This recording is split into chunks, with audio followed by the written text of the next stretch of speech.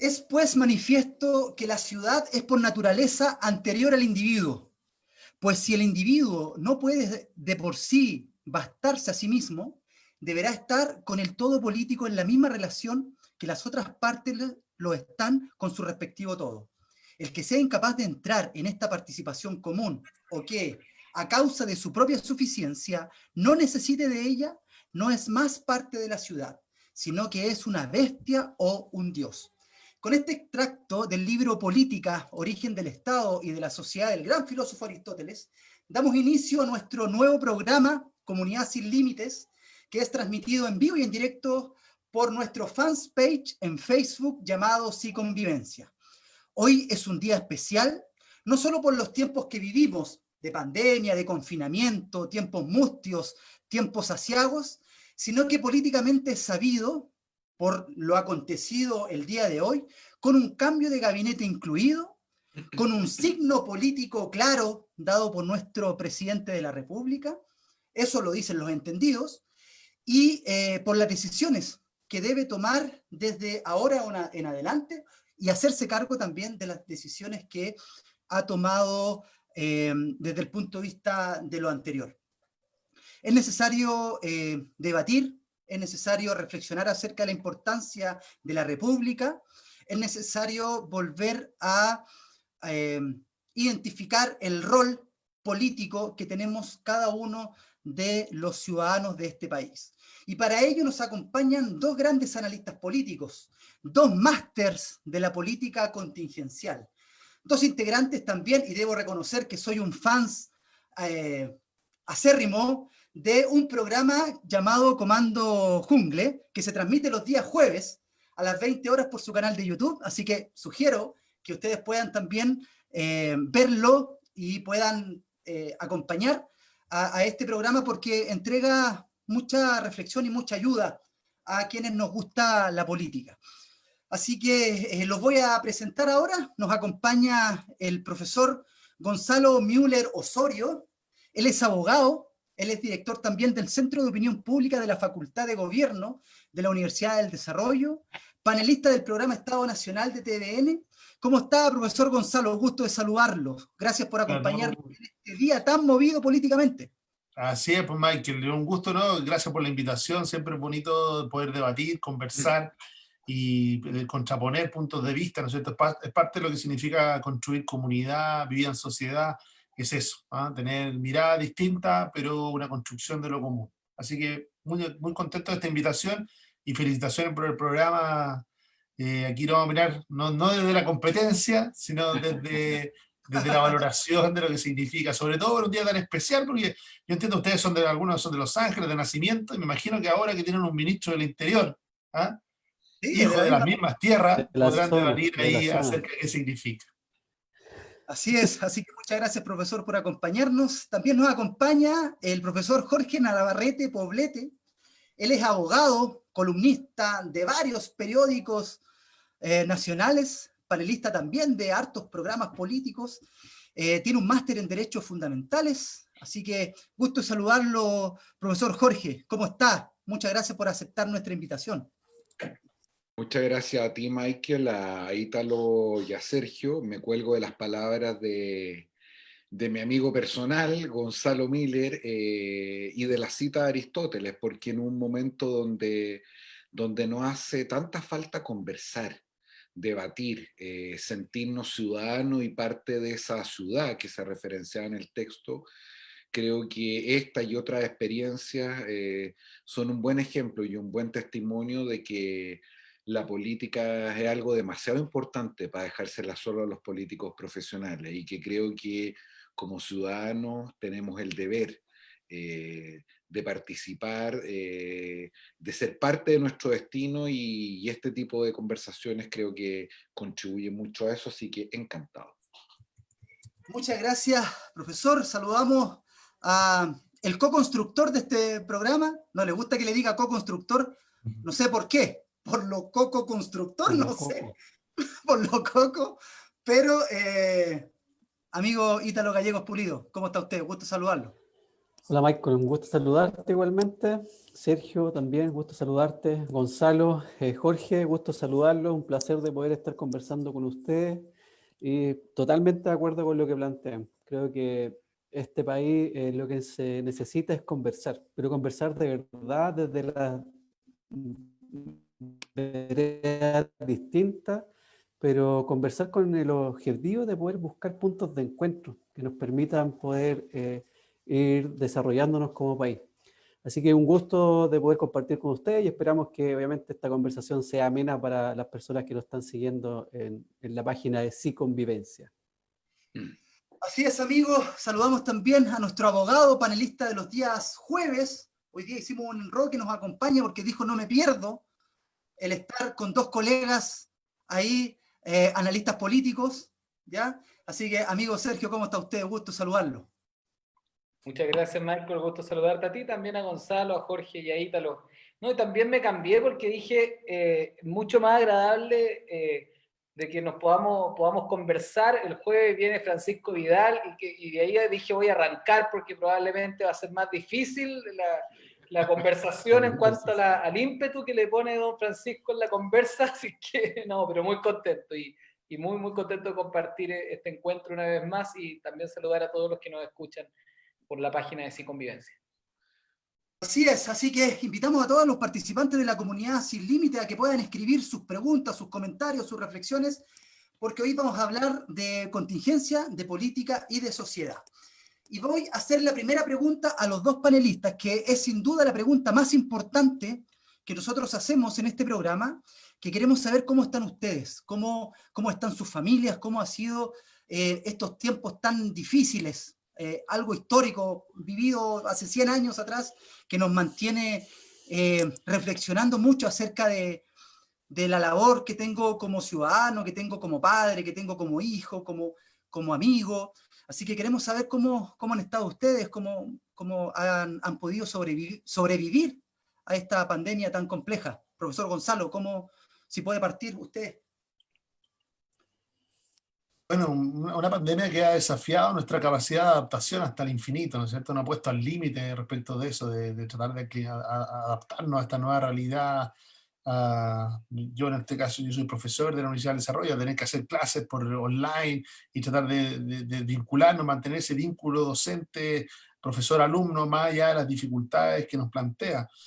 Como país, ¿no es cierto? Ver el dolor de tantas personas que han perdido familiares, que han perdido gente querida, ¿no es cierto?, en este tiempo, y de tanta gente que lo ha pasado tan mal, que ha pagado las consecuencias quizás de manera más brutal y más directa que nosotros. Pero también un tiempo de reflexión porque, bueno, en tu pregunta como que va al corazón, ¿no? Es difícil. Yo no hace mucho, hace un poco más de un mes, perdí a mi papá y bueno, fue un momento de duelo, un momento de duelo, como lo dije en algún minuto. Y yo soy una persona muy reservada respecto de esos aspectos. No sé por qué lo estoy diciendo ahora, la verdad me sorprende a mí mismo. Quizá lo hago por la necesidad del recuerdo, pero también por una necesidad de consistencia, de ir con la verdad, decirle cuando me preguntaste, bueno, ¿qué le ha pasado a usted? Yo no veo una cosa más relevante y más fuerte que me haya pasado que esa. Es un duelo difícil de una persona que quiero mucho y cuya ausencia me acompaña, ¿no es cierto? La siento con mucha fuerza. Sobre todo por lo que significó para muchas familias, yo lo veo, no quiero ponerme de ejemplo, muchas personas que han sufrido muchísimo más la soledad con la que se enfrenta a esta situación, sobre todo en esta época de pandemia, ¿no? La dificultad de juntarnos, de acompañarnos. Yo, gracias a Dios, tuve la oportunidad de alcanzar a despedirme un poco de mi papá. Y bueno, no hay atajo para esto, es un duelo que hay que vivirlo, nos acompaña, se filtra y se remueve todos nuestros filtros, por más que sintamos que a veces estamos en control de todo, se nos remueve. Y yo creo que, como decía, no hay atajo, hay que llorar, lo hay que llorar, es lo que hay que llorar y hay que tratar de abordarlo desde múltiples maneras, acompañado, gracias a Dios, por mi familia, por todos, pero diría eso, o sea, yo creo que ha sido momentos de dolor, de adaptación, de cambio, de incertidumbre, Y claro, y eso ha desafiado a todos los ciudadanos, a todos los chilenos, y nos tiene, ¿no es cierto?, en esta actitud un poco de expectación. ¿Ah? Uno se olvida que el hombre es un animal en muchas dimensiones, un animal político, un animal social, pero también un animal de costumbre, ¿ah? De relaciones. Y cuando se nos mueve el piso, y yo no siento que no haya nada más que te mueva el piso que cuando tú pierdes un ser querido. Pero bueno, en eso estamos, Michael. Así es, muchas gracias, profesor, por la humanidad. Es bueno darse estos tiempos también de poder liberar. Y la conversación genera eso, así que nosotros le mandamos un abrazo cariñoso desde acá, mucha paz, y que, bueno, para los que somos cristianos, que Jesús lo acompañe nomás. Gracias. Amigo Jorge Navarrete, ¿a usted cómo lo ha llevado esto? Qué linda biblioteca la que tiene ahí. Sí, pues voy a partir con lo último, porque me sorprendiste, Miller, weón. Hasta me emocioné, weón. Nos estamos poniendo viejos, yo creo, a esta altura. Y reflejo en eso y quiero partir por ahí porque los que somos amigos de Gonzalo también fue difícil, no solo porque lo queremos mucho, sino porque no era posible acompañarlo, como probablemente lo hubiéramos podido acompañar en otras circunstancias. Y lo que nos pasa a nosotros, como lo que nos pasa a muchos amigos, es a mi juicio la mejor esperanza que efectivamente se puede tener en un mundo mejor, personas que pensamos muy distinto de cara a muchas cosas y sin embargo nos reconocemos como parte de una misma comunidad, de una tribu similar. eh, y pese a las grandes diferencias en los instrumentos y a las apasionadas y acaloradas discusiones, nos asiste la profunda convicción de que a todos nos anima el deseo de tener un país un poco mejor. Y de esa perspectiva este ha sido un momento duro. Y claro, es difícil quejarse porque es casi obsceno cuando hay tanta gente que lo está pasando muy mal. Muchos de nosotros, y ahora hablo por mí, tenemos el privilegio de poder haber transitado en esta cuarentena en un lugar relativamente cómodo, con mi familia. Yo en mi caso particular tengo 4 hijas. Eh, Ellas han podido desarrollar una vida relativamente normal, a diferencia de la gran mayoría de las niñas de su edad en un país como este. Y aún así uno sabe que esto pasa a cuentas y pasa a cuentas duras. Yo creo que lo peor en términos de los efectos y las consecuencias, no solo políticas, económicas y sociales, que son gravísimas, sino que incluso psicológicas las vamos a empezar a advertir en un buen tiempo más. Como decía Gonzalo, eh, uno tiene una cierta manera de estar en el mundo, una rutina, y cuando eso se altera de manera muy significativa, muchas de las certezas se caen al suelo. Yo creo que vivimos un momento además de mucha fragilidad y por lo tanto también somos sumamente cautos, modestos y cuidadosos respecto de las sentencias y las frases muy categóricas, porque no sabemos muy bien qué es lo que va a pasar y cómo va a devenir toda esta crisis. Lo hemos conversado varias veces con Gonzalo y otros amigos. Yo creo que lo peor está todavía por venir, desde el punto de vista no solo político, diría yo, social, económico, el drama de muchas personas que habían logrado durante estos años, con todas las dificultades, transitar hacia una vida mejor que la que tenían sus padres y con la esperanza de darle a sus hijos todavía una vida mejor que la que habían tenido ellos, se va a ver truncada probablemente. Y eso es sumamente doloroso y es muy difícil. Y, y de esa perspectiva, claro, se produce mucho contraste, insisto, hablo por mí, respecto a los privilegios que tenemos muy pocas personas en Chile en relación a lo que está padeciendo la gran mayoría de los ciudadanos. Así es. Amigo Ítalo, abro la conversación al panel. Bien, bueno, antes de poder iniciar la conversación, en realidad agradecer la confianza y las palabras de tanto de Gonzalo como de Jorge de poder contarnos, ¿cierto?, cómo están viviendo esto, la experiencia que han tenido en función de la realidad, y también agradecer que lo hagan desde el respeto de reconocer que pueden estar otras personas en peores condiciones. Creo que eso habla muy bien también en relación, ¿cierto?, a estos diálogos que tiene que existir desde la humanidad y desde el reconocer la dignidad del otro. Yo lo he repetido varias veces en este programa. Creo que eso es sumamente importante dentro de las relaciones humanas que nosotros tenemos que establecer dentro de nuestro país. Nunca perder de vista la dignidad del otro, a pesar de pensar distinto, ¿cierto?, de tener posiciones distintas.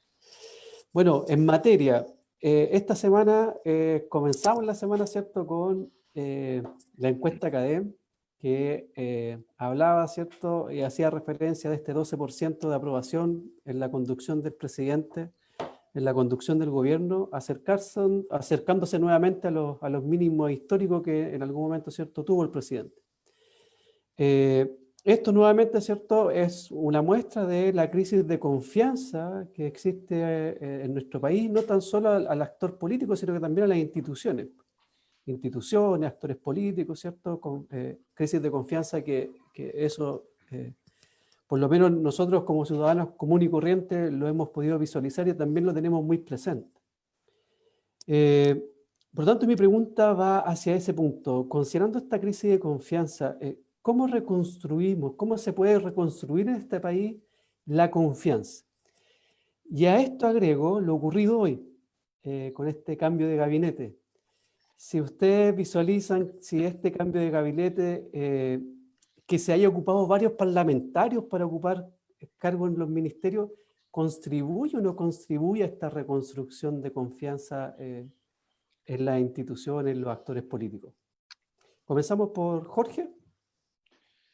Ya, pues encantado. Es una pregunta bien amplia. Yo tenía el firme propósito de no fumar, pero por supuesto voy a flaquear ya de inmediato a la luz de que el debate está muy bueno y partimos con una pregunta dura. Quiero partir por el tema de la confianza, que a mí me parece una cuestión central. Lo hemos venido discutiendo hace muchos años. Esta es una cuestión que arrastra el país como un flagelo por varias décadas. La confianza en Chile ha ido cayendo sistemáticamente, y no solo la desconfianza de los ciudadanos hacia lo político, lo público, también respecto a lo privado, las empresas, la confianza interpersonal. Este es un país en que nadie le cree a nadie. Y a mí siempre me gusta ocupar una metáfora que creo que funciona bien para explicar lo dramática de esta cuestión. Cuando ustedes van en un auto y enfrentan una luz verde, ¿por qué pasan? No pasan porque hagan el ejercicio racional de quien está enfrente de una luz roja, y si se pasa una luz roja, un carabinero le podría sacar un parte. Uno pasa porque hay un pacto básico, casi civilizatorio, en el que uno incluso entrega la seguridad a sus seres queridos. Y ese pacto dice: luz verde se pasa, luz roja se para. Eso se llama confianza social. Cuando eso se deteriora en un país, nada, pero absolutamente nada puede prosperar. Y creo yo que eso nos ha impactado de manera muy significativa en procesos que también venimos alertando hace mucho tiempo, en el deterioro del debate público, en la desconfianza hacia las instituciones, en lo beligerante del debate, en cómo la violencia, y ya no me refiero a la violencia física, la violencia verbal y psicológica se apodera de nuestra convivencia, cuando al frente ya no tenemos adversario y tenemos enemigo al que queremos censurar, funar, hacer desaparecer, simplemente porque piensa diferente. Y en ese contexto, me parece a mí, el principal problema es que la cancha en la cual estamos jugando este partido está profundamente deteriorada. Voy con otra metáfora, para ver si esto ayuda a hacer mi punto, sobre todo respecto a la gente que nos escucha. Si ustedes trajeran a jugar a Chile al mejor equipo de fútbol del planeta, supongamos el Barcelona para estos efectos, con Messi, Luisito y nuestro querido Vidal, no luciría nada si jugaran una cancha llena de barro, de hoyo, donde nadie sabe cuándo la pelota sale, donde no hay árbitro, en fin. Y probablemente lo que nos está ocurriendo tiene mucho que ver con eso. La cancha, el espacio donde estábamos jugando este partido está tan deteriorado que siempre hemos creído de manera más o menos peregrina que esto se resuelve cambiando el elenco, poniendo mejores jugadores, poniendo un equipo mejor para la pelota. Pero eso puede funcionar y tiene un rendimiento marginal cuando, insisto, nuestra principal preocupación, que el espacio donde estamos jugando este partido está profundamente deteriorado. Y de esa perspectiva, la pregunta que hace Ítalo es una pregunta súper difícil, porque en este estado de confianza, ¿cómo se reconstruye? A ver, yo tengo alguna idea que simplemente tiro sobre la mesa. La primera es entender que la política es una cuestión demasiado importante para dejársela solo a los políticos profesionales.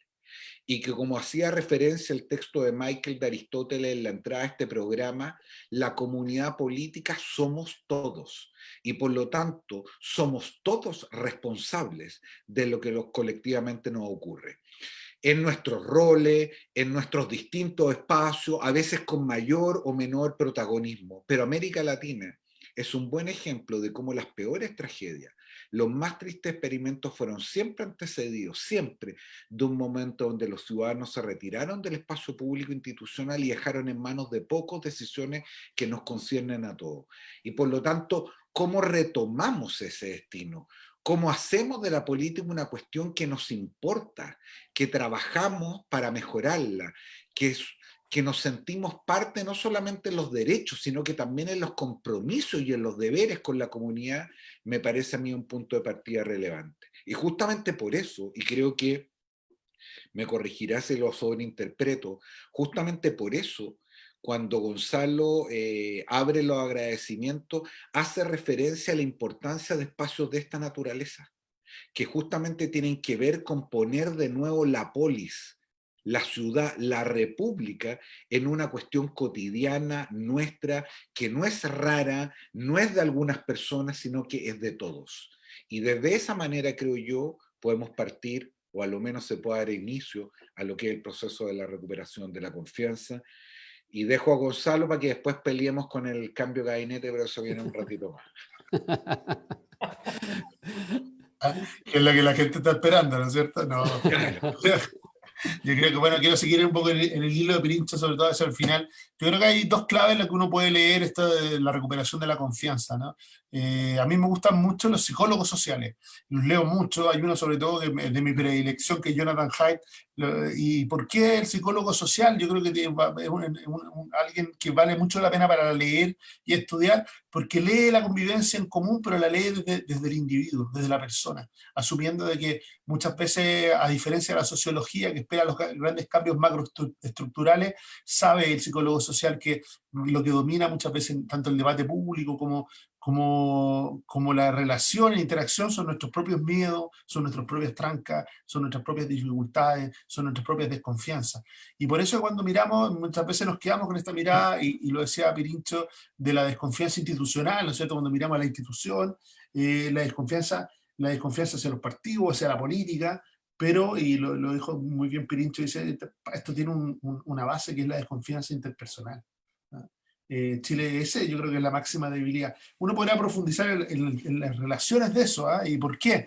Y tiene que ver con, nosotros hicimos un pequeño estudio en la Facultad de Gobierno y la Universidad de Desarrollo, y lo quiero poner solo como un argumento y un factor, no como la explicación de esto, pero sí como algo que quizás no atendemos, y tiene que ver con la alta movilidad que se produjo social en Chile. Eso significa, nosotros hicimos un estudio donde le preguntamos, una pregunta muy simple a las personas: ¿cuántos de ustedes viven en el mismo barrio donde se criaron? Y resulta que es un estudio de la región metropolitana, pero yo creo que extrapolable a la realidad de muchas de las grandes ciudades de nuestro país, el porcentaje de personas que viven en el barrio donde se criaron es un número que está entre el 10 y el 15% de las personas. Eso significa que 8 de cada 10, casi 9 de cada 10 personas no vive donde se crió. Y uno dice, bueno, pero ¿qué importa eso? ¿Cuál es la diferencia? Es que nosotros nos empezamos a acostumbrar a que como algo normal, que cuando uno le preguntara, oye, ¿tú conoces a tu vecino al frente, del departamento al frente, de la casa al lado, ¿no es cierto? Muchas veces con el que comparte, con el que generas comunidad. No los conozco. Entonces dice, pero ¿qué pasa con el chileno que no conoce a sus vecinos? Y claro, pero resulta, o celebra un cumpleaños con tus vecinos, no. Celebra, realiza actividad, no. Entonces uno dice, y qué importante es construir comunidad, pero qué difícil es desde la base, ¿ah? Desde las cosas más simples, de conocerse, de invitarse, de interactuar socialmente. Pero también tiene una explicación respecto de la movilidad. ¿Por qué? Porque la mayoría de nosotros, y yo creo que podríamos hacer la pregunta aquí, y lo más probable es que le peguemos 5 de 5, es que esos vínculos los tenemos en otro lugar. Hay otro lugar donde sí, en nuestros vecinos, nosotros sabemos los nombres de los hijos, los nombres de los papás, los nombres de los tíos, y que vamos hasta los funerales, ¿no es cierto? Vamos a los cumpleaños, vamos, pero están en otro lugar. Y ese simple como desplazamiento, necesidad de desplazamiento, ha generado una tensión muy fuerte sobre las relaciones interpersonales. Uno dice, bueno, eso va a cambiar, no sabemos si va a cambiar, pero lo estamos viviendo en este momento y es parte, un elemento, digo, no es el más relevante, pero es uno de los elementos a tener en consideración cuando hablamos de esta natural desconfianza interpersonal. En otra variable, cuando nosotros le preguntamos a las personas directamente ¿cómo va su vida? 90% dice, bien, va bien mi vida. ¿Ah? Va bien mi vida, mi familia y todo. Pero ¿y cómo cree que vive, cómo va la gente que vive en su comuna o en su ciudad? Y ahí hay una primera caída dramática. No, parece que el resto está con bastantes problemas. Y cuando le preguntamos ya por el país, ya la caída es total, ¿no es cierto? Dice, no, ya el país es un desastre, ¿no es cierto? El resto se está todo cayendo, se está todo, iba a decir el desplome, pero no estamos autorizados para usar esa palabra fuera, sin pagar derechos de autor. Pero parece que estuviera todo cayendo a pedazos. Y tenemos esa paradoja entre nuestra vida personal y lo que vemos que está pasando, y tiene que ver con una dificultad también, segunda dificultad, u otro factor a considerar, de que los medios de comunicación, que son nuestros grandes intermediadores de la realidad, y al mismo tiempo en todas sus dimensiones, medios de comunicación tradicionales, no tradicionales, este mismo es un medio de comunicación, y los líderes de opinión, que son nuestros intermediadores entre la realidad y lo que nosotros observamos, están con un foco absolutamente negativo, de todo.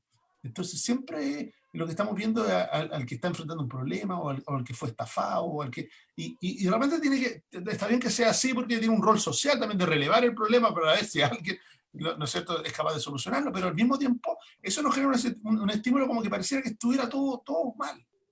A pesar de que en mi situación personal se produce un fenómeno que está como de evaluación de la experiencia cotidiana, como que lo que yo vivo en realidad no tiene que ver con lo que está pasando ni en el país, ni siquiera en mi ciudad, ni siquiera en mi comuna. Y genera una dificultad nuevamente en términos de construcción de confianza. Pero para hacerme cargo de la pregunta de Ítalo y no hacerle el quite, con esos dos elementos al menos de contexto, yo diría que señales de recuperación de confianza pasan por sacrificios de poder. Una clave solo para no anticipar el tema del cambio de gabinete. Si el presidente hubiera hecho un cambio de gabinete donde hubiera mostrado que había cedido poder, ese cambio hubiera sido mejor leído que lo que finalmente terminó siendo. Hoy día estamos más dispuestos a aplaudir increíblemente, uno dirá desde la lógica clásica, aquel que está dispuesto a renunciar a algo, que aquel que está dispuesto a defenderlo, o aunque tenga legítimo derecho a defenderlo. Entonces, eso es parte del diálogo social, es parte de la emoción, del humor social también en el que estamos, y yo creo que parte de la recuperación de la confianza pasa por ese tipo de gestos, pasa por ese tipo de situación. Gonzalo, ¿usted considera que no se sacrificó poder con el cambio de gabinete del presidente? Yo creo que es una pregunta que está abierta, no fue claro el mensaje. Yo creo que quizá en un elenco distinto hubiera sido más evidente algo que quizá se pide soterradamente, algunos lo piden ya en voz alta, que es que hubiera un mayor equilibrio de poder entre el presidente y tuviera alguien que compensara ese poder, ya fuera en el gabinete o en los partidos. Yo creo que se vio obligado y forzado, no es algo que haya querido, no es un diseño buscado por él. De hecho, cuando lo hizo con total libertad, que fue en su primer gabinete, dejó a los partidos lo más afuera posible del gabinete. Hubo una insistencia en este círculo de hierro, ¿no es cierto?, del piñerismo, y una segunda capa de independiente. Pero de a poco fue renunciando a eso, y hoy día ya pareció evidente que la lectura política era esa, que había tenido que dejar entrar a los partidos, incluso a toda la sensibilidad al interior de los partidos, producto de la derrota que esos mismos parlamentarios y esos mismos partidos le habían provocado en el Parlamento la semana pasada. Porque hay un elemento que a veces pasa muy rápido, pero Chile tiene un régimen presidencial, sí, muy fuerte, sí, muy fuerte. Pero institucionalmente el presidente requiere tener al menos control de un tercio del Congreso.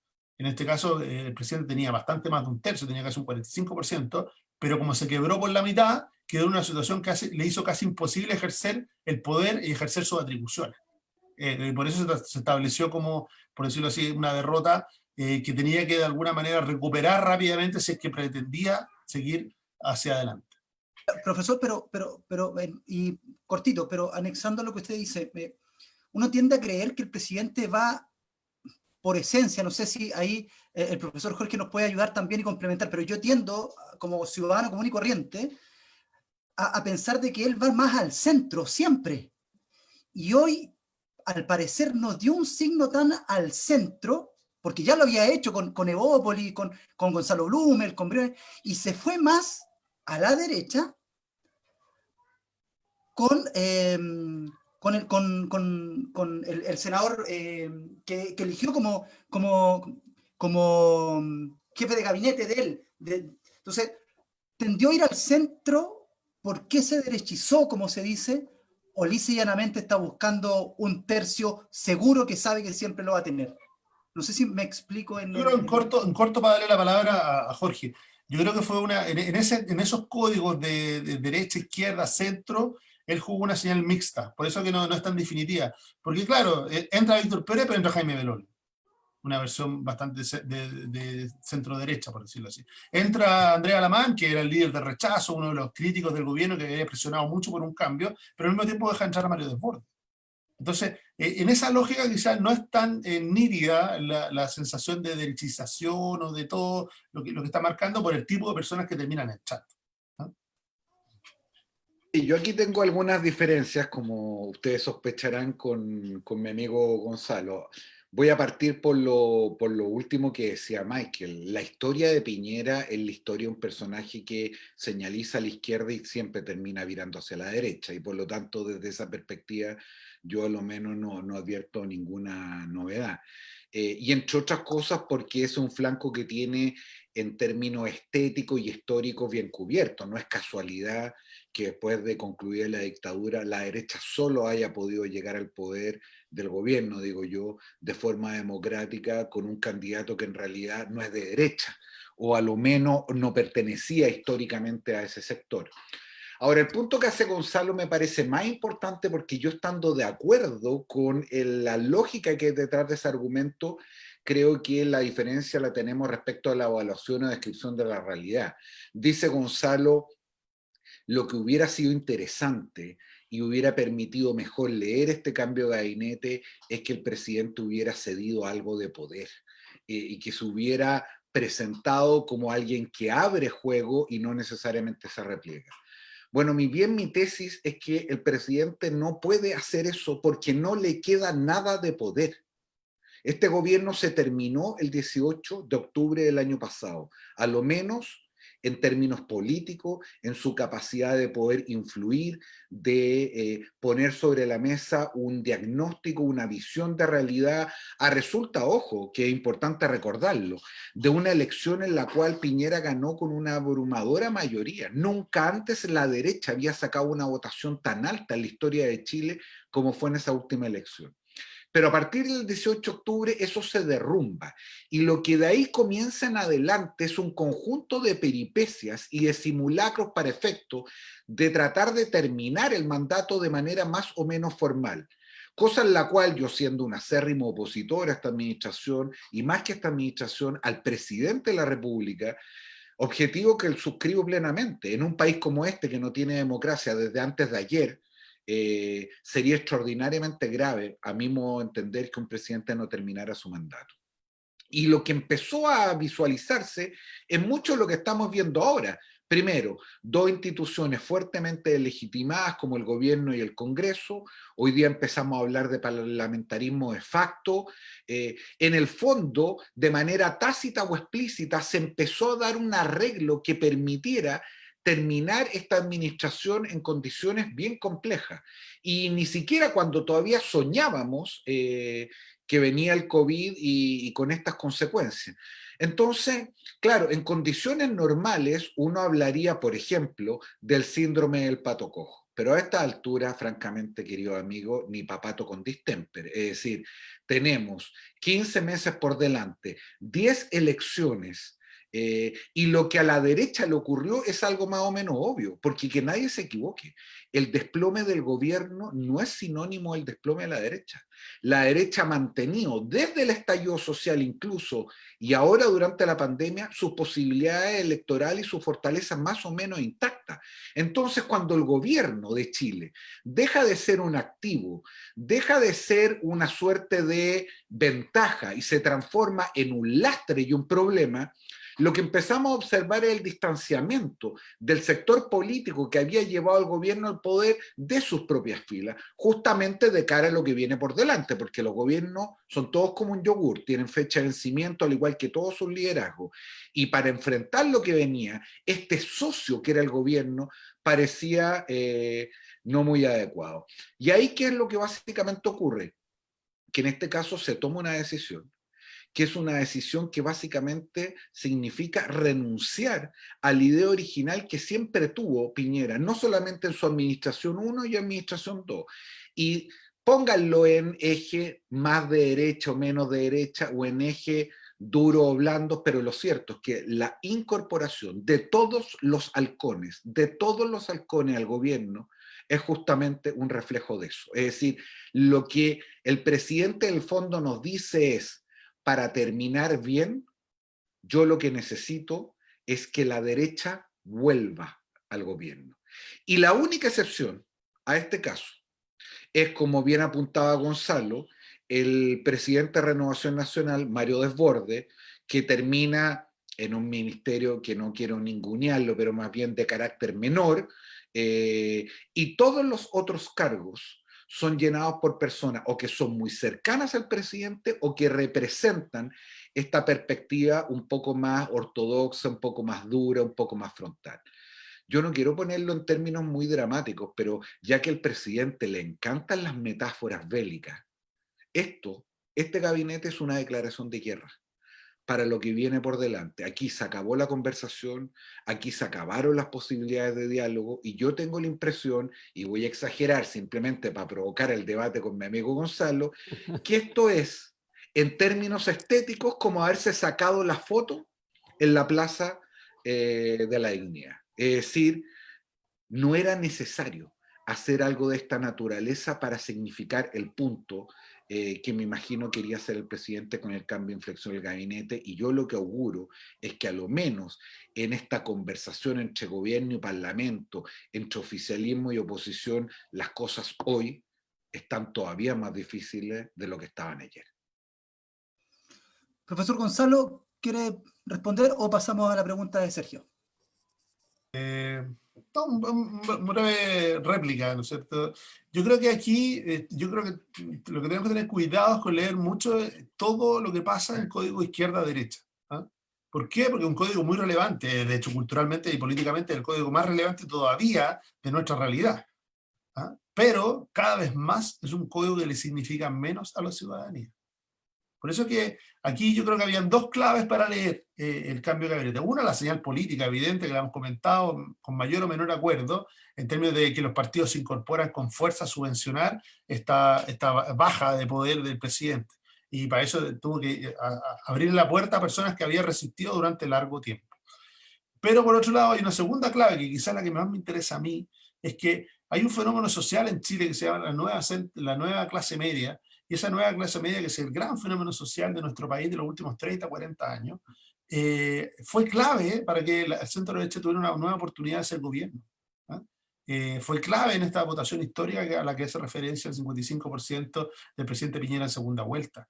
Y de alguna manera se había disociado en las últimas semanas y tenía que lograr recuperar esa sintonía. ¿No lo provoca el cambio de gabinete eso? No. Lo va a provocar los tipos de medidas que vamos a empezar a escuchar.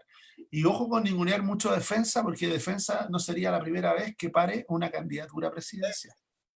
Así es. Amigo Sergio. Buen punto. Bien, yo voy a intentar dar algunos elementos adicionales para seguir discutiendo lo mismo, pero con un insumo más. Y a raíz de una palabra que tú dijiste, Jorge, que mencionaste ante la pregunta de Ítalo, que era cancha. Tenemos un jurista que conocemos, que es Pato Zapata, que fue presidente del Consejo Observador, que nombró a la presidenta Bachelet en el contexto de que nunca hay que olvidar que la presidenta Bachelet, su segundo gobierno, una de las banderas fue nueva constitución.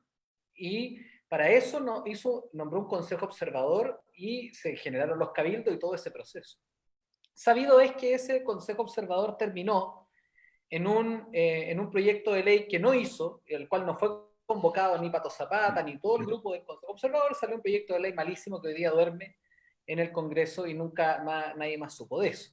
Pero todas las actas de los cabildos y ese trabajo se sistematizó y hoy día está como un insumo más, tanto en la Biblioteca del Congreso Nacional como también en la Biblioteca Nacional. Se preocuparon ellos de lo mismo. Cuando nos vemos enfrentados a esta crisis de confianza, que ustedes bien respondieron a Ítalo y a la audiencia, un insumo después del 18 de octubre fue este acuerdo para poder lograr una nueva Carta Fundamental, en palabras de Pato Zapata y tomando algunas palabras de Jorge, una cancha para todos, que es un libro que Patricio publicó. Dentro de las herramientas que hoy día tiene este gobierno está el plebiscito, que no la tiene el gobierno propiamente tal, pero que le va a tocar llevarlo a cabo en lo público propiamente tal, y también tiene la elección de abril, la posible elección de abril dependiendo del resultado de octubre.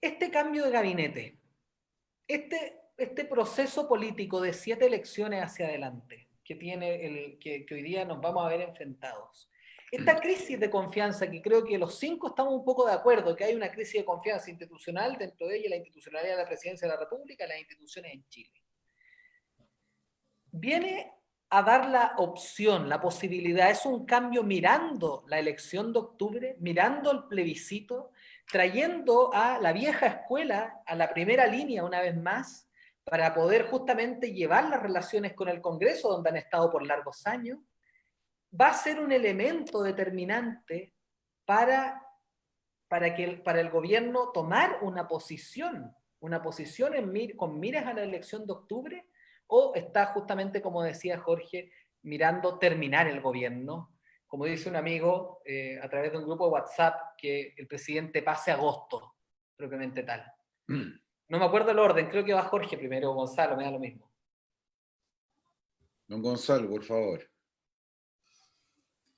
A ver, yo creo que el plebiscito de octubre, si uno lo lee en código del gabinete, no creo que haya estado organizado para eso. Yo creo que la urgencia tiene más que ver con el ejercicio del gobierno, con el ejercicio del propio mandato, de ver más allá de pretender de que en medio de una crisis como la que estamos, un gobierno quede inhabilitado de hacer nada, cuando necesitamos al revés, responsablemente que haga mucho. Muchas son las personas que necesitan de que este gobierno apruebe, no solo ayuda, sino que apruebe cambios legislativos que permitan sortear con algún éxito, ¿no es cierto?, lo que estamos enfrentando, tanto la crisis sanitaria primero como la social y económica, que ya está aquí instalada y que nos va a acompañar no sabemos por cuánto tiempo. Tenía que recuperar el control de sus propios parlamentarios. Yo creo que ese es el código más importante para leer el cambio de gabinete. Ahora, respecto a lo que significa octubre para el gabinete y para el presidente, aquí hay algo que yo quizá en el oficialismo las 2 veces que lo he dicho me han retado, pero a mí me gustaría que los ministros y el propio presidente se manifestaran.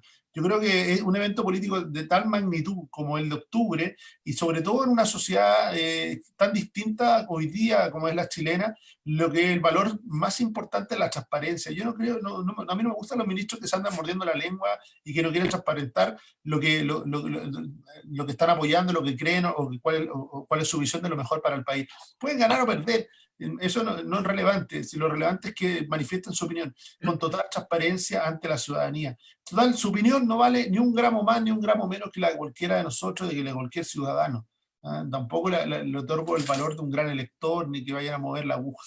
Además, nuestra institucionalidad, a diferencia del pasado, ¿no es cierto?, ya las elecciones no pasan por ese rol de garantes que en algún minuto tuvo el Ministerio del Interior. Hoy día ese rol de garante de las elecciones en términos de atribuciones, fiscalización, pasa por el CERVEL, que es un organismo autónomo, ¿no es cierto?, y con bastante independencia.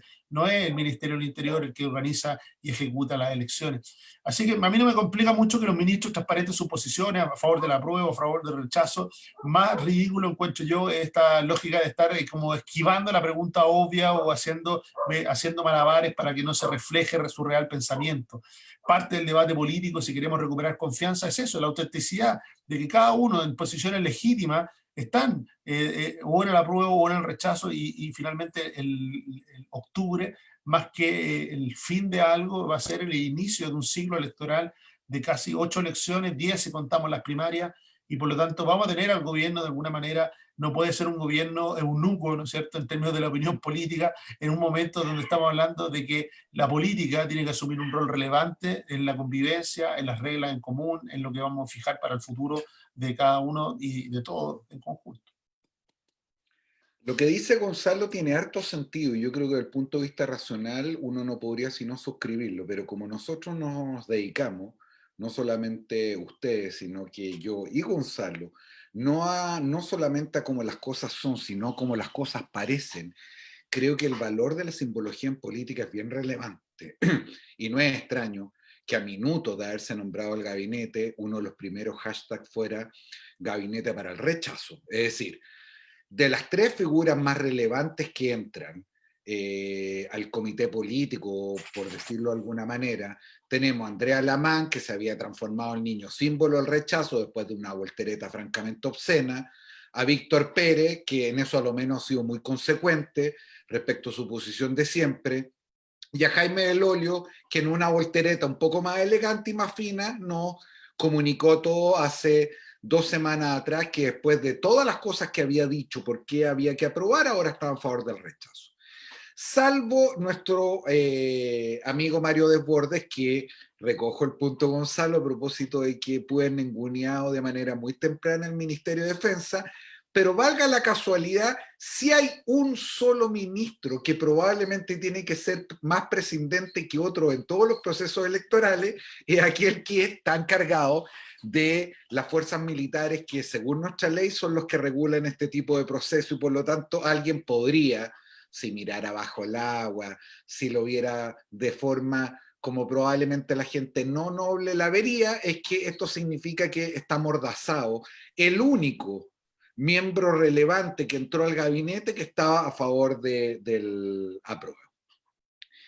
Pero más allá de las imágenes, las caricaturas, incluso las bromas, yo creo que el gobierno comete un gran error, y comete un gran error porque Desbordes, Lavín y otros habían leído esto bien. Es decir, el plebiscito se va a hacer, va a ganar el apruebo por una mayoría contundente, y probablemente va a ganar también la opción de una convención constituyente, es decir, de todo elegido democráticamente con un voto de sufragio universal, sea un hombre o una mujer. Y por lo tanto el gobierno y la derecha, si es que efectivamente esta última tiene sus posibilidades intactas, lo que tenía que hacer es abrir la cancha y no cerrarla. El cambio de gabinete en algún sentido timbra a la derecha, o la fuerza o la trinchera en el rechazo.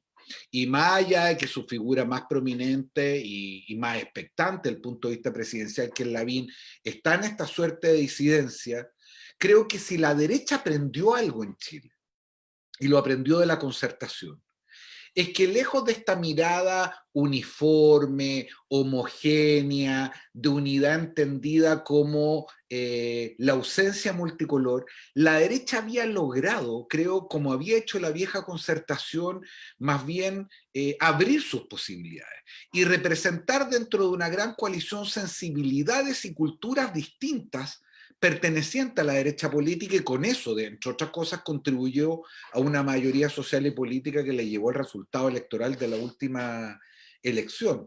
Entonces, si además sabemos cuál va a ser el resultado, o lo calculamos con relativa certeza, creo que es un disparo en los pies completamente innecesario, no solamente de los dirigentes, sino del gobierno, que pretende meter a la derecha en la administración. Porque no es que está metiendo a la derecha en la administración, está metiendo a una parte de la derecha, quizás, ojo, a una parte incluso minoritaria de la derecha, que tiene mucha presencia, que todavía tiene mucha influencia, pero nuevamente contando los votos, a mí no me cabe la menor duda, para decirlo en castellano, que si Mario Desbordes se hubiera enfrentado a una elección con Andrea Lamán por el control de Renovación Nacional, Desbordes gana esa elección al trote y mirando para atrás.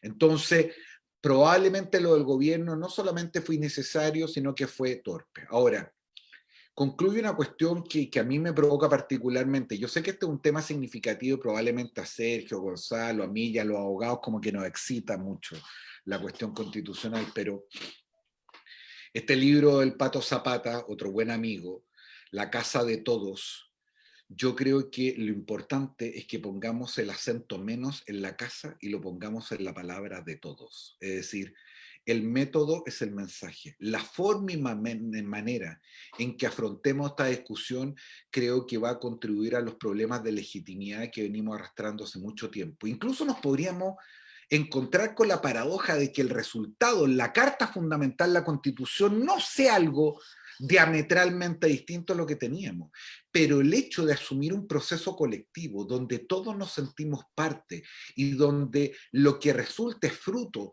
de esta deliberación de la comunidad política, a mí me parece lejos lo más importante, porque bien sabemos los abogados, y lo hemos discutido con Gonzalo más de alguna vez, que nuestra distancia respecto a las normas, la ausencia de compromiso, incluso la desobediencia más explícita, no tiene que ver con el miedo o no miedo a la sanción, sino a la conciencia de que son normas que cumplen una cierta función, que están dadas para el bien común y que por lo tanto, aunque en ciertas circunstancias específicas sintamos que es una grave carga cumplirlas, lo hacemos porque fueron diseñadas y concordadas conforme a un procedimiento al cual participamos y queremos respetar. Y de esa perspectiva, yo creo que la derecha, o insisto, una parte de la derecha, está perdiendo una gran oportunidad y creo que ese sector que está absolutamente sobredimensionado en el oficialismo, hoy día tuvo un triunfo muy inmerecido en el cambio de ADN. Profesor, ¿le quita legitimidad a este plebiscito si es que por tiempos por situación de pandemia van a votar 2,5 millones de personas? Con respecto a eso, ¿qué piensan ustedes? ¿Tiene la misma legitimidad? ¿No la va a tener? ¿Va a salir un extremo diciendo, no, es que esto, miren cómo fue? ¿Cómo creen que se puede dar esa situación? ¿Por miedo, por incertidumbre? A ver, desde la más pura y normativa respuesta desde la ciencia política, uno diría, no, claro, la legitimidad tiene que ver con que están todos tienen el derecho a participar, y si alguno decide no participar, el resultado es igualmente válido, aunque votara, podríamos llevarlo hasta el extremo, ¿no es cierto? Aunque votara una sola persona, el resultado sería legítimo y válido. Pero, obviamente que si la gran dificultad de la legitimidad y de la desconfianza tiene que ver con que todos seamos escuchados, que todos participemos, obviamente que finalmente ni este acto electoral como el plebiscito ni ninguno otro es ajeno completamente a la participación. Sin duda que también va a ser un elemento importante. Por eso además lo entienden así Moro y Cristiano, y por eso se cambió la fecha original de abril para octubre, ¿no? Ahora, claro, si esa fecha se vuelve a cambiar, sería muy complejo. Yo creo que el plebiscito tiene que hacerse en octubre, tendremos que ver cómo se viabiliza eso. Va a significar problemas, sin duda que va a haber problemas, desde lo más simple, ¿no es cierto? Hoy día, sobre todo que la opinión pública y la izquierda ha hecho una labor de fiscalización respecto de los permisos, ¿no es cierto?, las distancias, y ha cuestionado cualquier regreso a algo como normalidad. Bueno, eso va a quedar marcado también para el efecto del plebiscito. Finalmente, ¿cómo se imaginará? ¿Cómo vamos a tratar de adaptar a que, desde cosas tan simples, ¿no? Para cualquiera que haya participado de una elección sabe que en torno a una pequeña mesa donde se cuentan los votos, ¿cómo se puede hacer esa operación en tiempos de pandemia? Nada de lo que vemos habitualmente en un simple recuento de votos lo podríamos ver ahora. ¿Ah? ¿Por qué? Porque no hay distancia social, porque la manipulación de los mismos votos, la sanitización, todo eso va a tensionar y de alguna manera va a necesitar de un esfuerzo legitimador de toda la sociedad. Es decir, de que nosotros, todos los sectores, vamos a decir, vamos a hacer el plebiscito, a pesar de que vamos a tener que soslayar muchas de estas críticas, muchos de estos cuestionamientos. ¿Por qué? Porque no tenemos espacio. La verdad, yo creo que el plebiscito no tiene posibilidad de correrse, no hay otra fecha en la cual instalarlo. ¿Ah? Y la posibilidad de suspenderlo, yo creo que no, tampoco hoy día es alternativa, una alternativa real. Así que hay que hacer todos los esfuerzos porque se pueda realizar y porque la mayor cantidad de chilenos exprese su voluntad. Ahora, obviamente, que es algo que le suele pasar a la política, no sería la primera vez que siente que está frente a momentos históricos y de alto interés, se dé cuenta de que la convocatoria no es la misma, ¿no? Se dé cuenta que hay muchas personas que miran con distancia, no solo la política, sino que incluso la participación electoral. Y que eso, que es un problema que tenemos arrastrando durante los últimos 20 años, no desaparece por arte de magia. ¿Ah? Ni la desconfianza, ni la distancia sobre la política.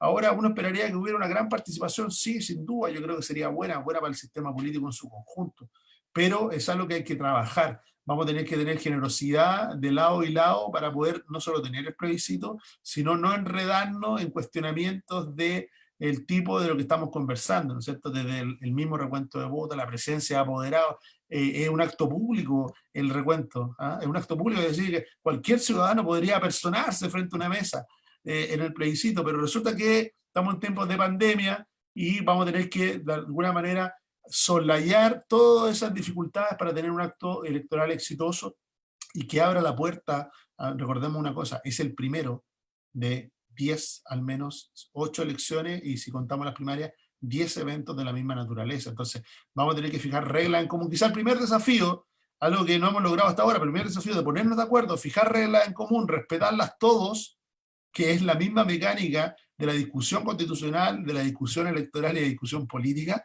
pero en la que hemos fallado tan dolorosa y reiteradamente en los últimos tiempos.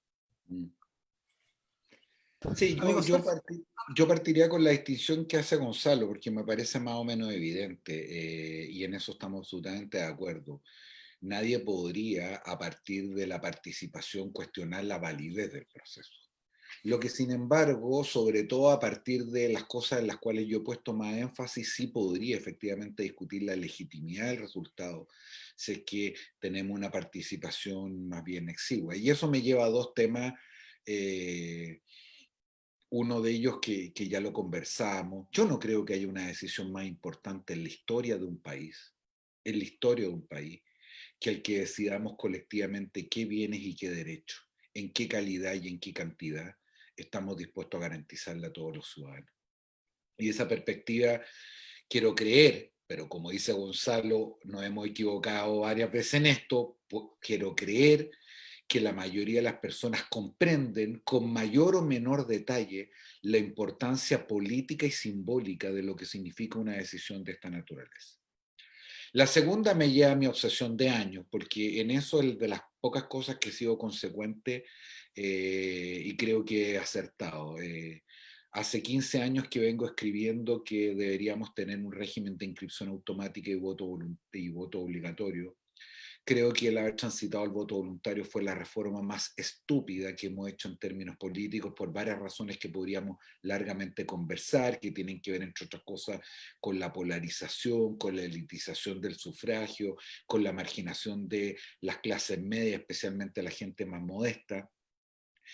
Y yo hubiera querido que un proceso de esta naturaleza lo asumiéramos como me parece doctrinario y políticamente tiene que ser, donde el sufragio no es solamente el derecho, sino que también es una obligación, así como pagar impuestos y como otras miles de cosas que significan beneficiarnos de los frutos de la comunidad política, pero aquí pareciera que efectivamente, como diría mi abuelito, podemos comer sin sentarnos a la mesa. Ahora, Lo que viene por delante efectivamente es complejo, y es complejo por varias variables. Gonzalo ha puesto una fundamental y que tiene que ver con no sabemos muy bien cuál va a ser el devenir de la crisis sanitaria.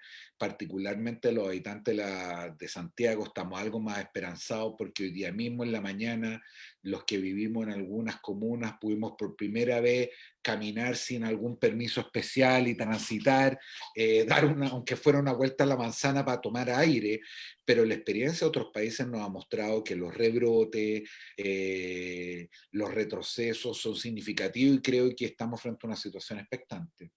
Pero ya que nos lo dijo Gonzalo, yo también quiero poner sobre la mesa otras amenazas en relación al plebiscito, y una de ellas tiene que ver con la violencia. No solamente con la violencia callejera, de la cual fuimos testigos con inusitada crudeza con motivo del 18 de octubre.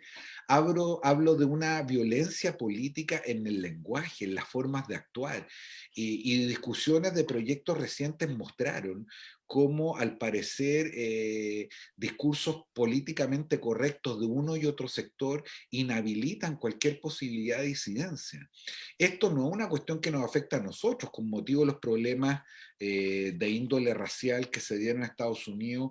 Una lista de conspicuos intelectuales justamente escribió respecto de la importancia de la libertad de expresión, y cómo la libertad de expresión no solamente se juega en el derecho a no irse preso o no ser censurado por la autoridad, sino que efectivamente no ser amenazado, no ser funado, que no corra en peligro tu vida o la de tu familia porque uno tiene una posición política diferente.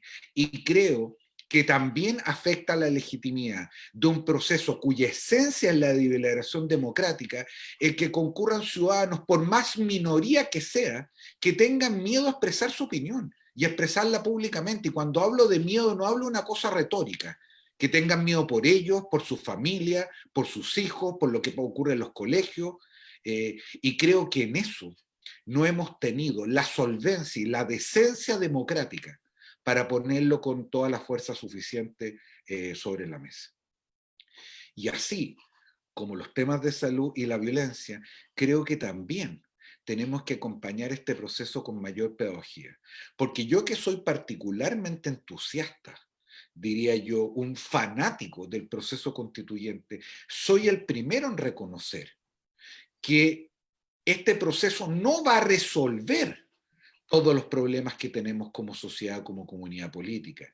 Y creo que es importante porque, como ya hemos aprendido que es muy caro sembrar una expectativa que más temprano que tarde vamos a defraudar, creo que es importante hacer una distinción de cuáles son las cosas que creo que se pueden resolver como país en una discusión constituyente y cuáles otras tienen que ver con otras deudas pendientes. Por ejemplo, con el Estado, con los impuestos, con las prioridades, con las políticas sociales. La Constitución va a ser una suerte de marco, es como un chasis, es como si elegimos si es que el auto va a ser utilitario, deportivo, más antiguo, más moderno, pero lo que mueve a todo auto es el motor. Y por lo tanto, por más bonita que sea nuestra Constitución, por más estiloso que sea nuestro auto, si no tiene motor y no tiene benzina, no se va a mover. Y de esa perspectiva también tenemos que acompañar la discusión constituyente con la discusión de qué Estado queremos, cuánta plata necesitamos recaudar, para qué tipo de política y bienes resolver, y cómo al mismo tiempo combinamos, incluso respecto de quienes tenemos una vocación profundamente igualitarista, la convicción de que para distribuir primero también hay que generar. Entonces, mi mayor miedo no solo tiene que ver, a propósito de lo que planteaba Gonzalo, con la situación de la pandemia y que vote poca gente, sino también con, nuevamente vuelvo a mi metáfora, con la cancha, con el deterioro en la cancha al cual vamos a entrar a jugar este partido. Amigo Sergio, última pregunta, últimas reflexiones. ¿Con qué te quedas con todo lo que hemos conversado con nuestros panelistas? Estoy de acuerdo con Jorge, en el voto obligatorio. Creo que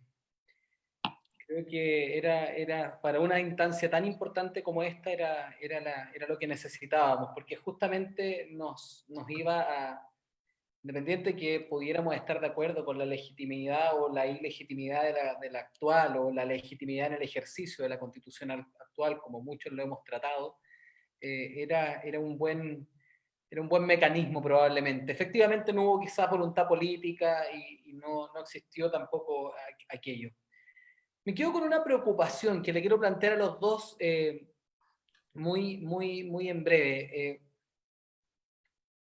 Las esperanzas, al parecer, y a mí me pasa eso también, no sé si tú, Gonzalo, Jorge, lo ven así, las esperanzas de repente se empiezan a acabar, porque uno ve que, independiente de los movimientos, no solo gubernamentales, sino también parlamentarios, la crisis, la gente no nos cree, no nos cree. Cuando digo no nos cree, no es como que yo estuviera tomando una decisión, sino que nadie le cree a nadie. Y eso cuesta mucho lograr un proceso, y es por eso la pregunta de Michael, que la entiendo muy en esa línea. Siento que vamos a buscar cualquier pero, independiente del texto maravilloso que nos pueda resultar, de todo el proceso que de octubre hacia adelante, si es que gana la opción y gana la convención. Me queda la sensación de que nadie nos va a creer, no nos vamos a creer entre nosotros, independiente del texto que podamos lanzar y la administración del mismo en la administración del poder, y cómo lo vamos a limitar y cómo vamos a colocar el rol del Estado propiamente tal. Entonces, cuando pasa eso, hay una desesperanza media aprendida de estos últimos procesos, no solo del 18 de octubre, algo que venía un poco de atrás, yo creo, cabal un poco quizás, o antes de eso. ¿Cómo hacemos, ciudadanamente hablando, para volver a encantar a las personas? ¿Cómo logramos generar un espacio común? No sé si es la Constitución, un espacio común para que Estoy pensando, previo al programa, conversaba con los muchachos, nos falta un individuo, por ejemplo, volviendo a 1500, nos falta alguna figura que logre aunar los criterios, que logre encantar a la ciudadanía, que volvamos a volcar a creer en las instituciones y a creernos entre nosotros. ¿O es un proceso que quizás tiene que seguir decantando para lograr construir a futuro, 30, 50, 70 años más, un proceso que no sea tanto de la desconfianza? ¿Qué opinas tú, Gonzalo? Mira, yo creo que no hay cambio. Yo creo que la esperanza de un líder así, o un mesías que nos saque, ¿no es cierto?, de este desierto de desconfianza, va un poco en el sentido contrario de los tiempos. Hoy día es lo colectivo, es lo horizontal, es el cambio desde la persona, del individuo, más que desde la superestructura en una lógica, ¿no es cierto?, marxista clásica. Hoy día cada vez más es la persona, el entorno, el que termina generando y gatillando esos cambios a nivel social.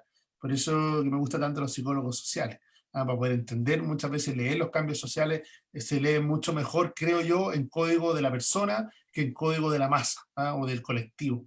Y en eso, porque hay algo, y tenemos una aproximación. Para mí la Constitución, básicamente, y desde su origen, las constituciones, ¿no es cierto?, desde la Acta de los Derechos, ¿no es cierto?, en Inglaterra, tienen que ver con ponerle límite al Estado. Tienen que ponerle límites al poder frente a los ciudadanos, de alguna manera generar esa protección para el ciudadano frente a lo que significa el poder público, el poder estatal. Y yo creo que hay muchos que esperan al revés, ¿no es cierto?, que derribar las barreras del poder estatal frente a lo público es lo que aspira en la Constitución. Y gran parte de la dificultad, y lo pongo solo como un punto, es de que tenemos visiones muy contrapuestas respecto de lo que significa o no significa, o puede hacer o no puede hacer una constitución. Por eso yo no soy tan optimista como Pirincho respecto del proceso constituyente. Yo creo que la verdad vamos a avanzar, yo creo que va a haber un cambio constitucional, pero vamos a avanzar en lo que podríamos denominar no jurídicamente, sino sociológicamente una no constitución. Es decir, no vamos a tener una norma que le ponga ni límites ni establezca un molde respecto de los bienes y valores que aspiramos como sociedad, sino una que permita prácticamente que los gobiernos de turno puedan hacer y deshacer sin mayor problema, bajo la lógica de la simple mayoría. ¿no? Yo creo que eso es así. Porque además toda la lógica de la existencia de una constitución implica de que estuviéramos de acuerdo en una supramayoría, en algo que va más allá de las mayorías políticas, en algunas normas comunes, mínimas y básicas. Pero esta lógica de construcción de lo común es precisamente lo que ha estado en deuda los últimos 16, 20 años. ¿Ah? Entonces, requeriríamos un optimismo gigantesco, un optimismo al cual solo creo capaz a mi amigo Pirincho, ¿no es cierto?, de ponerle tantas fichas, de decir, mira, aquí se va a producir un momento tan distinto. ¿Por qué? Porque los seres humanos son y están influidos por sus tiempos, influidos por sus circunstancias, influidos también por los ambientes sociales. Y lo que hemos visto en el Congreso, es un Congreso, cuando uno mira el Congreso, uno dice, mira, un Congreso atrincherado y que le cuesta mucho romper esas trincheras y avanzar. Yo no creo que vaya a ser muy distinto una convención constitucional. Vamos a tener de nuevo una lógica de dos trincheras y de veto, y va a haber muy poco espacio realmente para poder avanzar. ¿Por qué? Porque tenemos una institucionalidad que está en un ciclo de polarización, es decir, donde prácticamente las posiciones moderadas se han ido vaciando. ¿Ah? Se han ido vaciando. ¿Y hacia qué? Hacia las posiciones más extremas. Y yo creo que eso debilita mucho a la sociedad. Yo no le echaría toda la culpa de eso al voto voluntario, pero algo tiene que ver el voto voluntario en eso también. No es un fenómeno que solo ocurre en Chile, por eso no le echo solamente la culpa al voto voluntario, porque ese mismo fenómeno ocurre también en países que tienen voto obligatorio. ¿Ah? La polarización de la política también está influida por lo que ha significado esta lógica de sociedades fragmentadas en su relación. El espacio común que tú mencionabas se ha reducido no solo para la política, se ha reducido en todos los ambientes sociales. Cada vez hay menos espacio para lo común. Desde cosas tan simples como qué película ver. ¿Ah? Hoy día, yo tengo 48 años, si ustedes me preguntan, yo siempre le pregunto a mis alumnos, ¿cuántas películas malas han visto ustedes? Porque yo, en mis 48 años, he visto una gran cantidad de películas malas. ¿Ah? Y no solo porque tengo mala suerte, sino porque tiene que ver con algo que muchas veces al tomar la decisión qué película ver, estuve dispuesto a ceder por estar con otros, por estar con mi familia, por estar con otras personas con gustos distintos, a ver algo que quizás naturalmente no me es atractivo. Pero hoy día, y esto no lo hago en código político, sino que en código social, cada vez cuesta más eso. ¿Por qué? Porque no me voy acostumbrando a, y les pregunto a ustedes, ¿cuántas veces nos han visto una película solo? ¿Ah? Y están ahí ustedes solos viendo esa película. ¿Por qué? Porque es la película que a ustedes les gusta y no estuvieron dispuestos a ponerse en un punto en común con otro para poder verla con alguien o con su familia y todo. Y eso cuando uno le pregunta, yo le pregunto a mis alumnos que tienen 18, 19 años, eso se multiplica ya por 10, se le da una potencia. O sea, yo le pregunto a ustedes, ¿cuántas películas malas han visto? Ninguna. Yo le pregunto a mi hijo, tengo un hijo que tiene 15 años, ¿cuántas películas malas han visto? Ninguna. Si apenas 3, 4, 5 segundos, 2 minutos de película, y no es lo que ellos esperaban, pum, para afuera. Entonces la tolerancia a lo diverso, la tolerancia a la adversidad, o el estar dispuesto a sacrificio de lo individual por estar en algo común, y perdón el ejemplo, lo doméstico del ejemplo, ¿eh? Lo precario de la evidencia, como diría nuestro Felipe Abello, pero da una señal de las dificultades de lo que estamos enfrentando como sociedad, y hoy día yo creo que vamos a pasar por un proceso constituyente, pero la verdad el proceso constituyente va a revelar nuestros peores miedos, nuestras peores eh, eh, conductas, al mismo tiempo que quizá con mayor esperanza, mira Pirincho, se revelen las virtudes, esas virtudes que quizá aparecen escondidas. Jorge, por favor, tírenos para arriba. Yo en la primera parte no puedo sino estar de acuerdo con Gonzalo. Además, si citó al marxismo, imagínate a esta altura. Yo tampoco soy muy amigo de esta idea de los liderazgos, de los mesías, de que alguien nos tiene que guiar, porque la historia de los fracasos de eso, de las decepciones, ¿para qué te digo de los populismos y las peores tragedias, tan abundante? Y si soy completamente coherente y consistente con mi metáfora de la cancha, podemos cambiar el equipo, podemos traer mejores jugadores, pero la cosa no va a cambiar mucho si es que no hay un esfuerzo más bien de carácter colectivo. Y esto no es tan nuevo, es decir, es una frase muy cliché, pero hace unos 60 años, 60 ya no, un poquito menos, John Kennedy se dirigía a los ciudadanos diciéndole: no se pregunten respecto de qué es lo que el país puede hacer por ustedes, sino lo que ustedes pueden hacer por el país.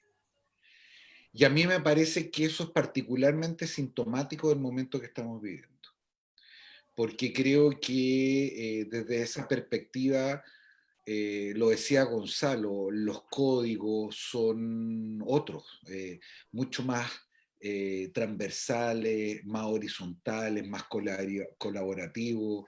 Los niveles de fragmentación se han multiplicado de forma tal que es impensable pensar que esto se resuelve simplemente con un liderazgo, con una persona, con una idea, y por lo tanto que esta va a ser una construcción más colectiva. Y yo te diría que mi esperanza deviene por dos cosas. Una esperanza claro, que es una esperanza donde uno puede confundir persistencia con porfía, puede confundir voluntad con voluntarismo, no me cabe la menor duda. Y los miedos que expresa Gonzalo son miedos que probablemente me desvelan al igual que él, pero también hay una cosa más vital, casi de sobrevivencia. Y la primera tiene que ver con la construcción de identidad. Yo siempre he creído que este es un país que no tiene identidad. Y creo que una buena manera de pensar la identidad es justamente un ejercicio colectivo. No quiero ponerme académico, pero los alemanes hablan de un concepto muy bonito que es el patriotismo constitucional, es decir, el patriotismo, la idea de pertenencia que está puesta sobre una construcción colectiva.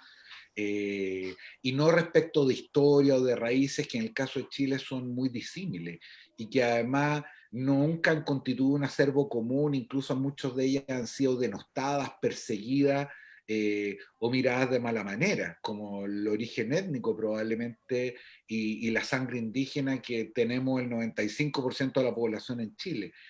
Y por lo tanto, esa perspectiva, el construir una identidad a partir de un ejercicio de esta naturaleza, a mí es una cuestión que me seduce mucho, lo confieso.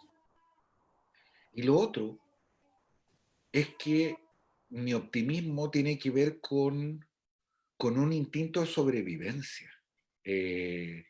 Porque en general creo que enfrentamos una situación tan extremadamente delicada que si no pensara que un ejercicio de esta naturaleza, es cierto, no va a resolver todos nuestros problemas, pero que nos encamine a recuperar algo que hemos perdido hace mucho tiempo, la verdad es que me sentiría profundamente desolado. Yo soy una persona que en su momento fue absolutamente y militantemente creyente, no lo soy hoy día, y echo de menos ser creyente, y echo de menos tener algo en el cual afirmarme.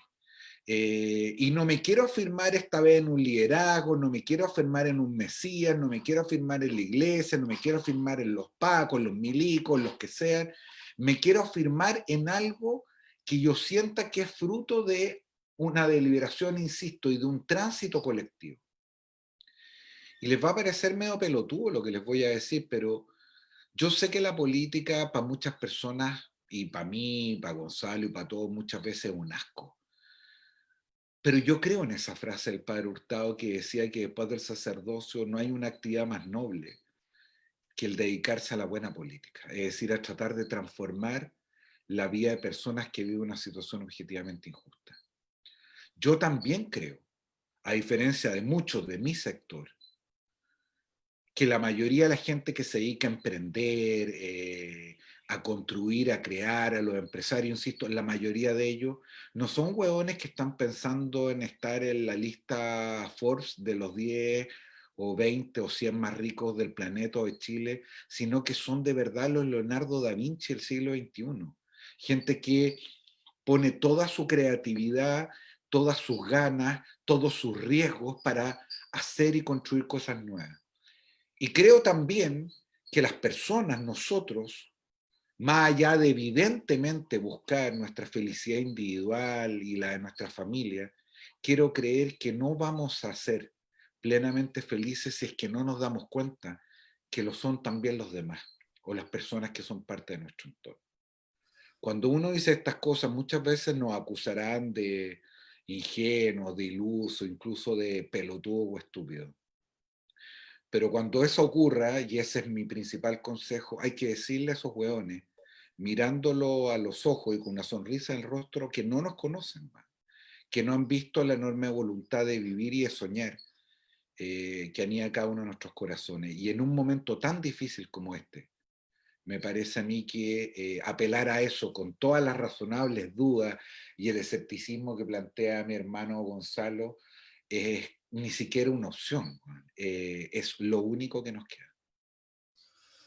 Así es, así es. Amigo Ítalo, algo que podamos Sí, concluir quería esta... puntualizar, sí, quería puntualizar algo que me parece sumamente relevante y que tiene que ver con una de las amenazas que tiene que ver con la violencia. Ya creo que no me voy a referir a la violencia visible porque es lo más fácil poder a lo mejor comentar sobre eso, pero creo que para poder elevar el debate y la conversación dentro de este proceso constituyente es sumamente importante la violencia, hacerse consciente de la violencia desde el lenguaje.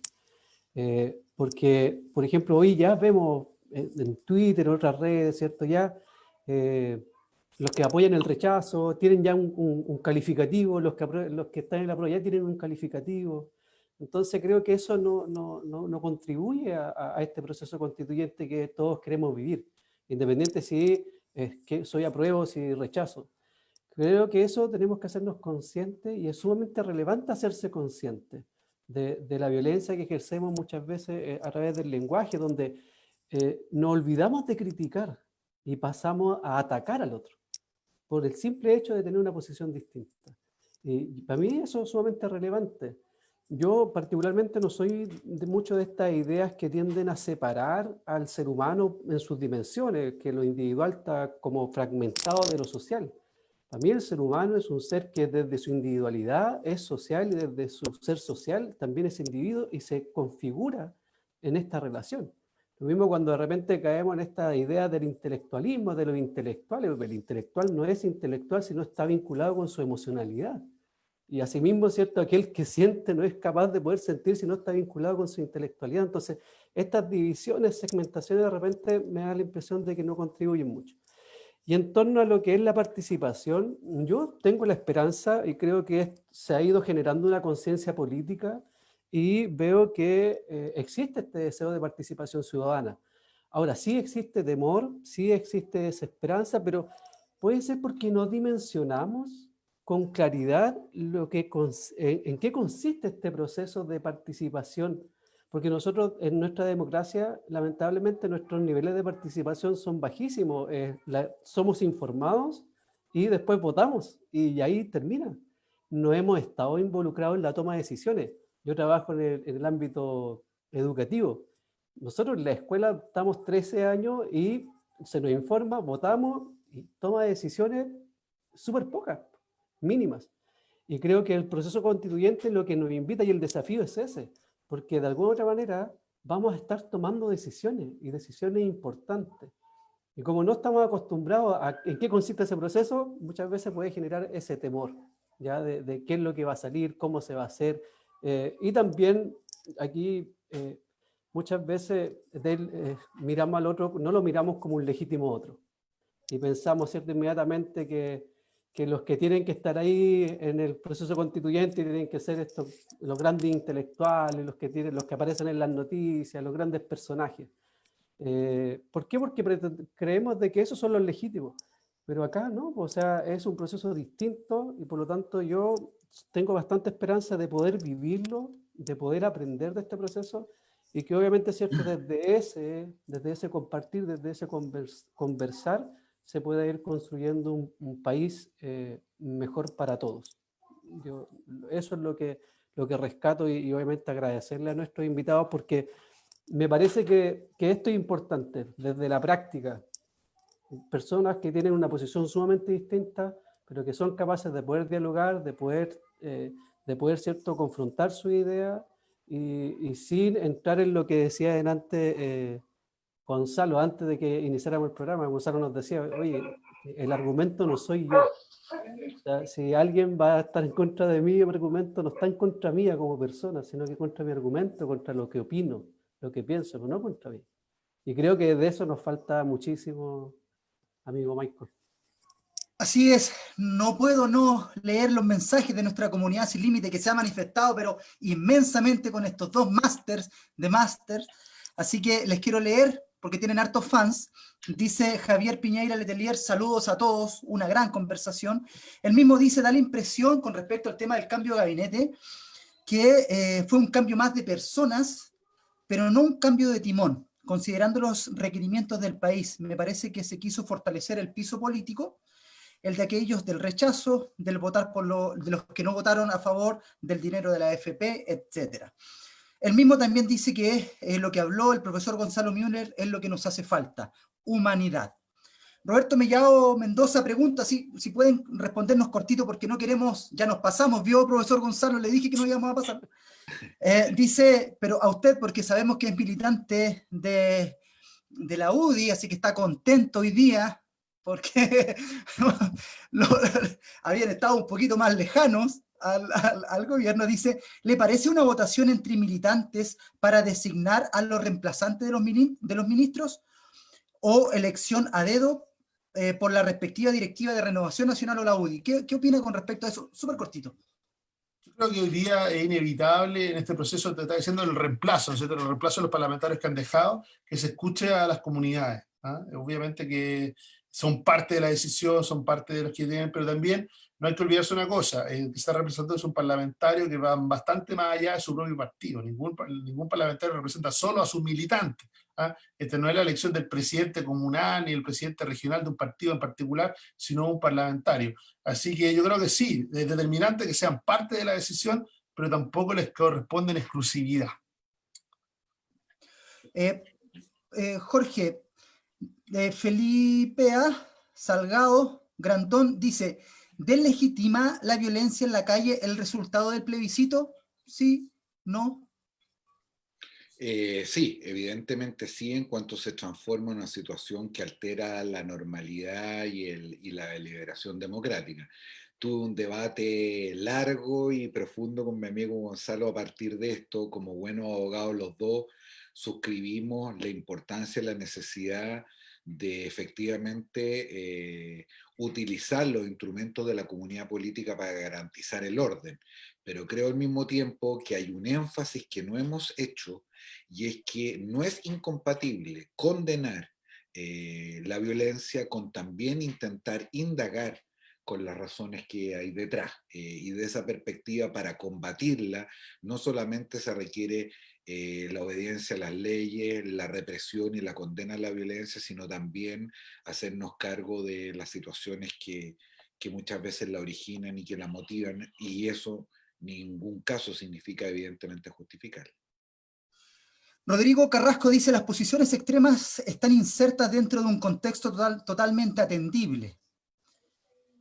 Y las posiciones moderadas muchas veces no están en ningún lugar. Como dijo alguien por ahí, el lugar en que encontrar el centro es en el límite. Angélica del Canto dice, y la promesa del futuro esplendor que escribió Baldomero. Veo más bien un futuro doloroso. Macarena Abeja, y aquí debo comentarle, profesor Gonzalo, que cuando le comenté a ella que usted nos iba a acompañar, se puso muy, muy contenta porque lo admira mucho. Siempre vemos ahí en Estado Nacional, cuando vamos dándole contra Francisco Vidal en una amistad cívica, sin duda, Sí. pero siempre dice Macarena Béjar, bueno, sí, no puedo dejar de mandarle un gran beso a Macarena, digamos, por la buena onda y la paciencia infinita de escuchar estos programas políticos, y más aún la paciencia de poder soportar mis propias conclusiones y opiniones. Así que un beso y un abrazo para Macarena. muchas gracias. Y también dice Macarena, amé la biblioteca de Jorge. La pregunta es, ¿habrá leído todos esos libros? Casi todo, y justamente con motivo de los estudios de posgrado, la mayoría desgraciadamente no son novelas, son ensayos. Muchos los leí por razones académicas, otros por pega, y he dejado un poquito botado los ensayos y la novela, que es lo que hace mucho tiempo me gustaba mucho. Le iba a preguntar si son todos originales, pero ¿para qué nos vamos a meter en ese...? ¿Hay algo No, pirateado por ahí? no, libros en general no, porque yo soy de la vieja escuela. Ahora, si la pregunta hubiera sido por música y película, creo que prácticamente no tengo nada legal. Nada. Rey de la cuneta. Dice Angélica del Canto Muñoz, dice, rectifico, por favor, es Eusebio Lillo. Eso, Disculpas. Así Eusebio. es. Muchas gracias, profesores, a ustedes. La verdad es que en lo personal, y me quiero hacer cargo de esto, yo soy un fan de ustedes. Me dio un gustito, personalmente, el poder tener a los dos. De verdad es que los leo mucho, los sigo siempre. He aprendido mucho con ustedes y les agradecemos inmensamente desde esta comunidad sin límite que se está formando, que se formó por pandemia, por tratar de aportar un granito de arena en estos tiempos, como les contaba, mustios y complejos. Sin duda ha sido una reflexión inmensa. Le mandamos un abrazo fuerte, apretado, cuídense mucho en estos tiempos y me gustaría sí hacer esta pregunta, porque se la hemos hecho a todos, ¿sí o no? Gonzalo Müller Osorio, ¿está dispuesto usted para ir a la constituyente? Si es que vamos. ¡Ah, mierda! No, no. Pero para algo muy simple, ni a la constituyente, ni a ninguna cosa que tenga que ver con elecciones. ¿Por qué? Porque esa es una raza distinta. ¿Ah? Yo me reconozco, tengo carencia ahí, no, no es lo mío. ¿Ah? Me gusta mucho más la docencia y el análisis, no Pero ¿y si la el presión candidato. de tus ¿Ah? fans Es le que el dice, pueblo lo profesor, pide. sus alumnos le dicen, profesor Gonzalo, lo queremos ver en la constituyente? ¿Lo piensa por último? No, la verdad que no. Hay mucho más talento. Ahí está Pirincho, que tiene unas ganas locas por ir a la constituyente. Yo Ah, ya.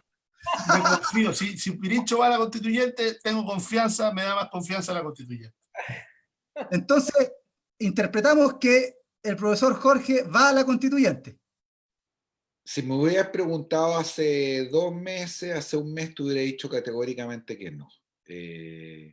Pero como dicen los gringos, hay que empezar a poner la plata donde uno pone la boca. Y si estamos tan entusiasmados por este proceso, seré yo, será alguno de los amigos, pero vamos a colaborar efectivamente o a intentar colaborar a que ese proceso sea lo mejor posible, poniendo las virtudes y también los riesgos que ha enumerado el propio Gonzalo.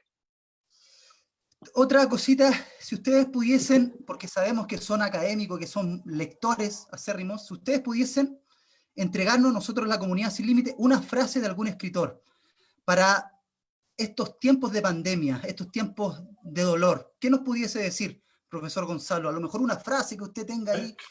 Si yo, para ser consistente, si le pudiera recomendar un texto, lo acabo de terminar, me gusta mucho, Jonathan Haidt, La transformación de la mente moderna. Y la pregunta es, para todo docente, pero para toda persona, es muy interesante la tesis central, dice, ¿estamos preparando adecuadamente a los jóvenes para encarar la vida adulta o los estamos protegiendo demasiado?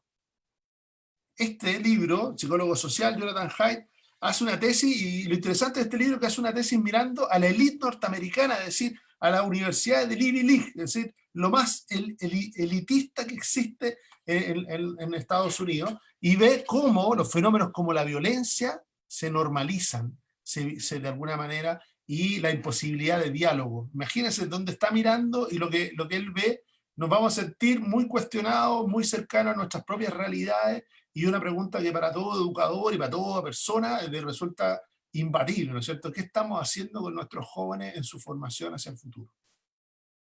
Así es. Profesor Jorge, ¿usted una recomendación, puede ser libro, alguna frase, algo que quiera dejarnos como regalo a esta comunidad sin límites? A ver, dos cositas, no tan glamorosas ni tan académicas como las que ha puesto Gonzalo sobre la mesa. Una frase con la cual empieza una gran serie que es 000, para que la puedan ver en Amazon Prime, de un viejo mafioso italiano, Don Danino, y la película empieza con una frase que dice: no hay piedad en la decepción. Y creo que eso lee y refleja y describe bien los tiempos que estamos transitando, especialmente de cara a la ciudadanía. Y otra, a propósito de algo que planteaba Ítalo, siempre las minorías, no solamente en Chile, sino que en todas partes del mundo, perseguir sus intereses de manera más intensa y beligerante tienen más visibilidad que las mayorías, que representan el bien común, cuyo interés por definición es más difuso.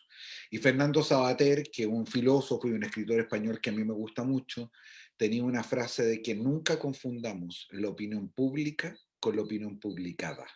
Es decir, Twitter, el Mercurio, Canal 13, eso no es Chile. El Chile se va a expresar en esas 10 elecciones de las cuales hablaba Gonzalo de los próximos 15 meses, esa gente común y corriente que no marcha, esa gente común y corriente que no levanta la mano, que no la vemos, y a esa gente que requerimos de quitarle piedra de las manos y volver a ponerle lápices en la mejor encuesta que tiene una democracia, que no son otra que las elecciones. Así es. Así que muchas gracias. Yo lo voy a dejar con una frase de John Lennon, que dice que podrán decir que soy un soñador, pero no soy el único. Espero que algún día se unan a nosotros.